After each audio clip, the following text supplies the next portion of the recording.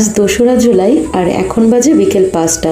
কখনো ঝিরিঝিরি বৃষ্টি হচ্ছে, আবার কখনো মুষলধারে।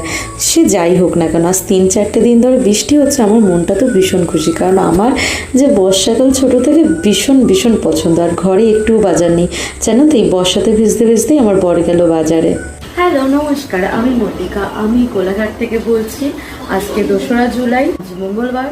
সারাদিন বৃষ্টি হচ্ছে, গত 3-4 দিন ধরেই বৃষ্টি হচ্ছে। আই থিঙ্ক সব জায়গাতেই বৃষ্টি হচ্ছে, বৃষ্টিটা সব জায়গাতেই হচ্ছে, কারণ বর্ষাকাল।